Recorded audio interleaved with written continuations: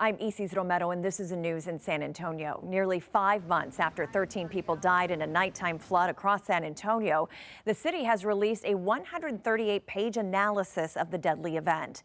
They looked at rainfall totals in the area, historical records, engineering data, and witness marks left behind. Sue Kalberg is following the story.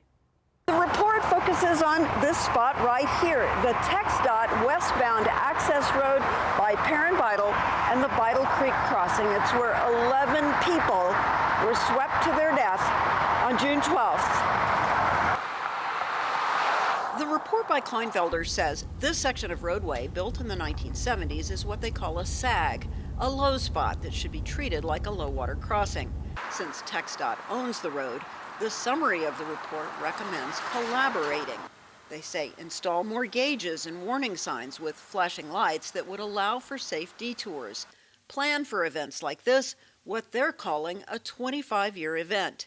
They say add more gauges in the watershed to provide real-time warnings. Improve the way the public is warned of danger.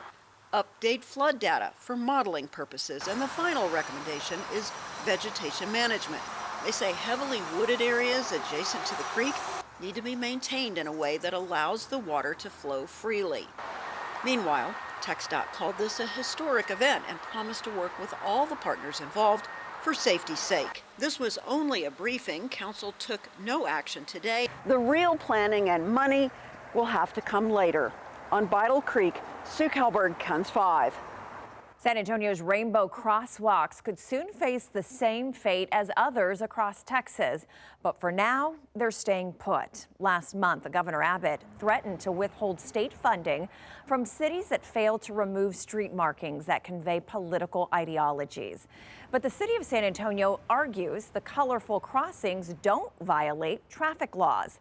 Zach Briggs shows us why some say the crosswalks mean more than paint on the pavement. Evergreen in Maine has been home to San Antonio's Rainbow Crosswalk since 2018, and while other communities across the state of Texas have removed theirs ahead of the 30-day deadline, the Alamo Cities is staying put, at least for now, until they see what happens with the exemption request.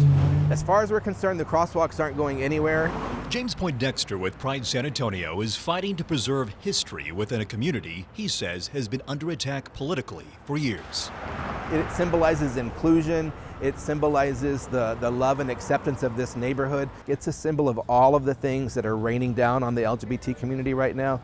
The city of San Antonio sent this letter to TxDOT arguing the rainbow-colored crosswalks are not prohibited by the manual on uniform traffic control devices. The city says, quote, an aesthetic-colored pavement not intended to communicate regulations is not considered to be a traffic control device, even if it is located between the lines of a crosswalk. We wanted to make sure that the language referenced that it's the heart of the Pride Cultural Heritage District, but then the city manager and the city attorney was able to go through the statistics of how few pedestrian and accidents there are here at these intersections as a result of that.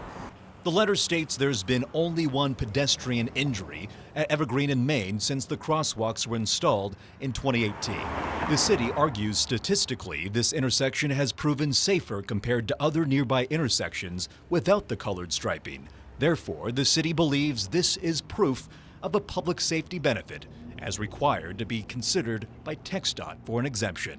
If for some reason the exemption does not get accepted, we're going to fight it. You know, the resolution that we put up last Thursday night was to fight with every legal means available to us. And depending on the outcome of the exemption request, Poindexter tells me that he's not ruling out leading some type of legal action against the state to preserve the crosswalks.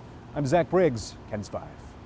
People claiming to be Texas A&M employees are asking residents in Kerrville if they can shoot their deer. The problem is they're not with the university. Kerrville police say the whole thing is a scam. Rania Kaur has more on what residents need to know.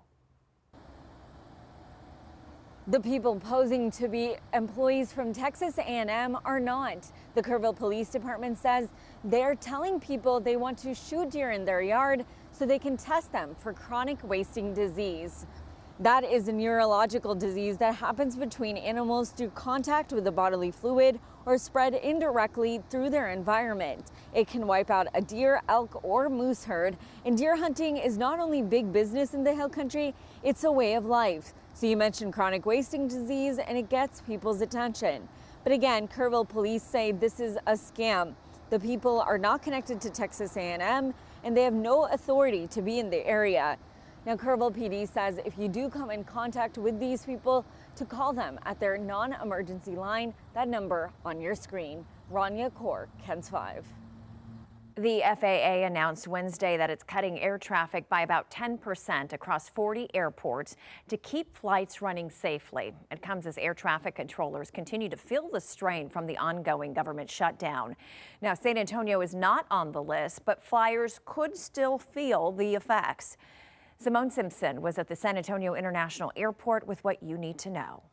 Hopefully that this government shutdown will end before Thanksgiving, because a lot of people will hit the air, at that time. The San Antonio International Airport may not be seeing a reduction of flights, but other airports in Texas will. Of the 40 named by the FAA are Dallas and both airports in Houston. And Houston is where Musa Fur says his mom is traveling through. She came down to visit for a couple weeks, and then she's flying back. And unfortunately, she got delayed because of the explosion in Louisville's International Airport.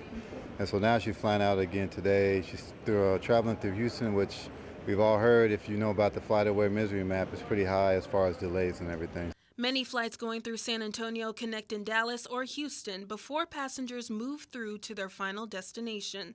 The San Antonio International Airport sent us this statement that reads in part, "While we are grateful that San Antonio International Airport is not among the airports identified by the Federal Aviation Administration, it is possible that travelers may be impacted by reductions in service at other airports." Maybe someone's just trying to get home from a vacation.